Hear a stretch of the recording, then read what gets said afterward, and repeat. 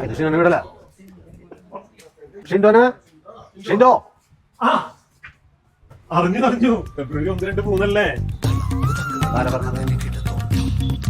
വെള്ളിയാഴ്ച കുർബാന കഴിഞ്ഞിട്ടല്ലേ? അതറിഞ്ഞ തിങ്കളാഴ്ച 7 മണിക്കല്ലേ? രാജു പറഞ്ഞിട്ടുണ്ടായിരുന്നു. അതറിഞ്ഞ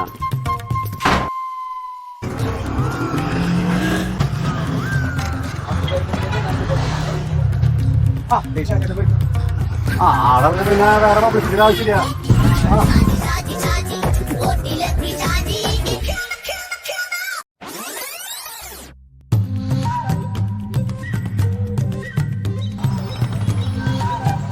ഈ പ്രാവശ്യം നമ്മുടെ ഇടവേലം പെരുന്നാള് വേറെ ലെവലാവൂല ഒരിക്കലേ.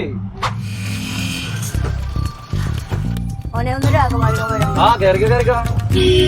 ചേച്ചി ഈ കൊല്ലം പെരുന്നാള് കൊടിയേറിയില്ല, പിള്ളേരൊക്കെ വരുന്നില്ലേ? കൊടിയേറ്റം കഴിഞ്ഞാലേ എല്ലാ ദിവസവും പെരുന്നാളാ. വൈകിട്ടത്തെ കുർബാനയുണ്ട്, നേർച്ചയുണ്ട്, നൊവേനയുണ്ട്, ഉണ്ണിയപ്പുണ്ട്, ഒക്കെ ഉണ്ട് കേട്ടാ.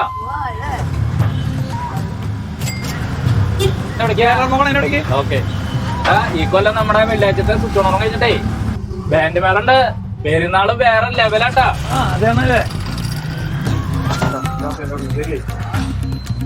എന്താ കട, എന്താ പരിപാടി? നമ്മുടെ പെരുന്നാള് വൈകിട്ടെത്തില്ലേ? പിന്നെ ഞങ്ങള് ഫുൾ ടൈം ഉണ്ടാവും. ഓക്കെ ശരി.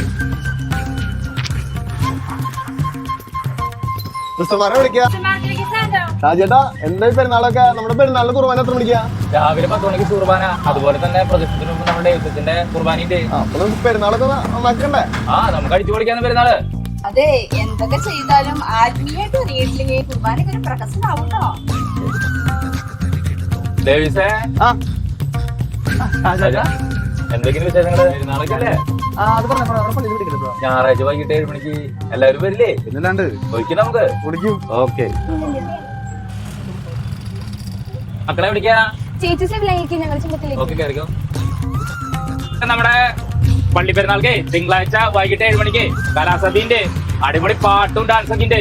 പിള്ളേരൊക്കെ കൂട്ടി വരില്ലേ?